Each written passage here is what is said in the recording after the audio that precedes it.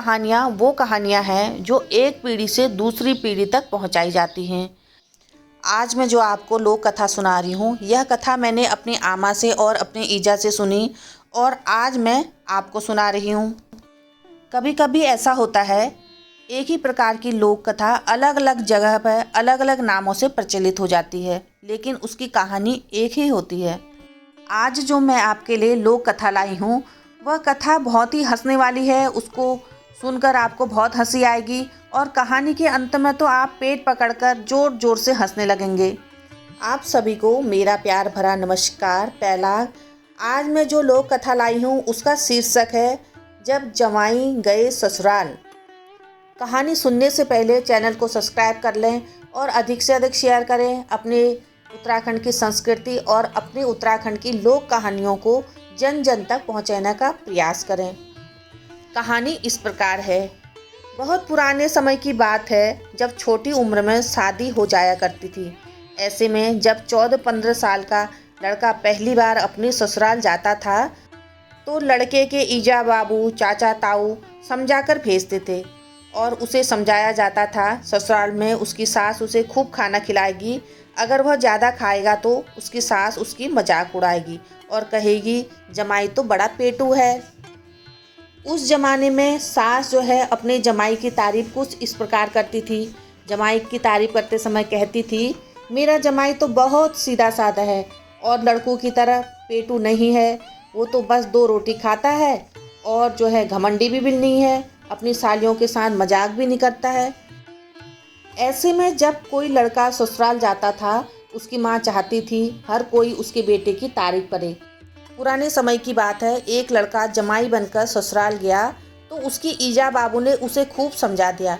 वह लड़का बहुत ही पेटू था, लेकिन उसके घर वालों ने हिदायत दी थी कि वह कम खाना खाए, नहीं तो उनकी बेइज्जती हो जाएगी।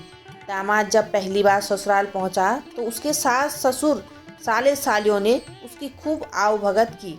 सास ने सोचा जमाई ससुराल पहली बार आया है तो उसने पूरी, बड़े, खीर, रायता, चटनी, सिंगल, हलवा, दाल, भात सब बना दिया।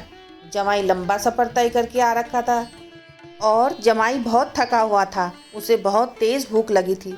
सामने तरह तरह के व्यंजन देखकर उसके मुंह में पानी आ गया, लेकिन उसे अपनी माँ की बात याद आ गई।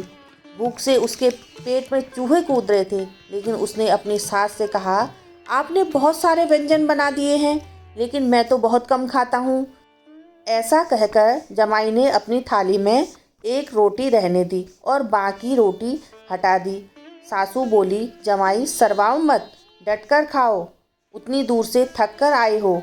जमाई ने अपने मन में सोचा, अभी तो मेरी सास मुझसे बड़ी मीठी मीठी बात कर रही है, लेकिन अगर मैं खाऊंगा तो कल से मेरी बात बनाएगी और मेरी मजाक उड़ाएगी।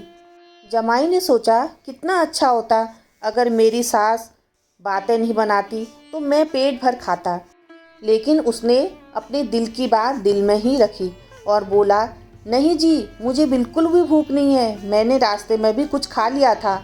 अब जमाई ने एक रोटी खाई और पानी का पूरा लोटा गटका दिया, यह सोचकर कि पानी से उसका पेट भर जाएगा। लेकिन पानी से पेट कैसे भरता। जमाई आखिर में भूखा सो गया। उसे अलग कमरे में सुलाया गया, लेकिन दामाद के भूख से बेहाल थे। उसे नींद नहीं आ रही थी। भूख के कारण उसके पेट में चूहे कूद रहे थे। दामाद सोचने लगा, रसोई में जाकर देखता हूँ क्या कुछ खाना बचा है। लेकिन फिर उसने सोचा, किसी ने पकड़ लिया तो उसकी बड़ी बेइज्जती होगी, आज की रात भूखे ही काटनी पड़ेगी। फिर जमाई ने सोचा, सुबह सास को बिल्कुल भी नखरे नहीं दिखाऊंगा, सास जितनी भी रोटी देगी खा लूँगा। तभी उसकी नज़र एक मटके पर पड़ी जो कि उसके सिर के ऊपर छत पर लटका हुआ था। अब जमाई ने सोचा, इस मटके में क्या है, अब देखना पड़ेगा, शायद कोई खाने की वस्तु हो। जमाई ने मटके के अंदर हाथ डाला, उसमें शहद था। वह खुश हो गया। उसने उंगली से शहद निकाला और चाटने लगा। अब वो मटकी में उंगली डालता और शहद को चाटने लग जाता। जमाई थका भी था और नींद भी आ रही थी। उसने अपना दिमाग दौड़ाया कि ऐसा क्या किया जाए कि वह शहद खाता रहे और उसकी नींद भी पूरी हो जाए। जमाई को एक तरकीब सूझी। उसने मटके के नीचे एक छोटा सा छेद कर दिया अब मटके से बूंद बूंद शहद दामाद के सिरहाने पर टपकने लगा। जमाई जी मुंह खोलकर सो गए। उनके मुंह में शहद की बूंदें गिर रही थी। अब जमाई की भूख कुछ कम हो गई और उसे नींद आ गई। अब जमाई तो घोड़े बेचकर सो गए, लेकिन शहद की बूंदें उनके मुंह पर गिरती रह गई। जमाई जब सुबह उठे तो उसने देखा उसका मुंह और शरीर पूरा शहद से लथपथ है। जमाई घबरा गया। फिर उसने देखा उसे जो रजाई ओढ़ने के लिए दी थी उसका एक कोना फटा था। जमाई ने न सोचा और न विचारा। उसने रजाई के अंदर से रुई निकाली और उससे अपने मुंह को पोंछने लगा। रुई जमाई के सारे मुंह में चिपक गई। वह भूत जैसा लगने लगा। उस समय शीशा तो नहीं होता था जो वह अपना मुंह देख पाता। उसे पता नहीं लगा कि वह कैसा लग रहा है। तभी उसकी सास चाय लेकर आ गई। उसने देखा दामाद तो कमरे में नहीं है, लेकिन उसकी जगह पर सफ़ेद मुंह वाला कोई व्यक्ति रजाई के अंदर बैठा है। वह जोर जोर से चीखने लगी और डर के मारे बेहोश हो गई। जमाई राजा घबरा गए। वह तुरंत रजाई से निकलकर बाहर की ओर भागे जहाँ की पानी था। लेकिन तभी उनके ससुर, साला, साली, चाचा, चाची एक डंडा लेकर जमाई के पीछे भागे। उन्होंने सोचा चोर है, इस वजह से वह उसके पीछे भागे और उसको मारने के लिए तैयार हो गए। जमाई राजा ने सोचा अब तक तो वो भूखा था, लेकिन अब तो पिटाई खाने की भी नौबत आ गई है।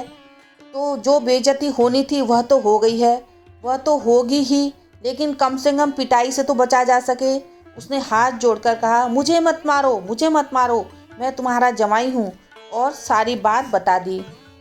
सभी लोगों ने जब ये बात सुनी तो हंस हंस के उनका बुरा हाल हो गया।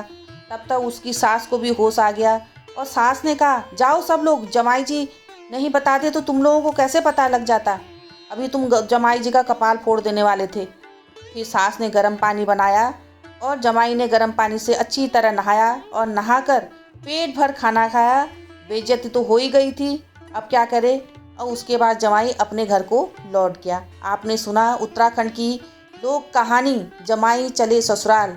आपको बहुत मज़ा आया होगा और हंसी भी आई होगी। अगर हंसी नहीं भी आई तो ज़ोर ज़ोर से हंसे, क्योंकि हंसना स्वास्थ्य के लिए बहुत लाभदायक होता है। हंसने से कई टेंशन भी चले जाते हैं, इसलिए हंसना ज़रूरी है जीवन के लिए। अब मैं अपना वीडियो यहीं पर समाप्त कर रही हूँ। अगली वीडियो में एक नई जानकारी के साथ आपके सामने आऊँगी। तब तक के लिए नमस्कार। पैलाग।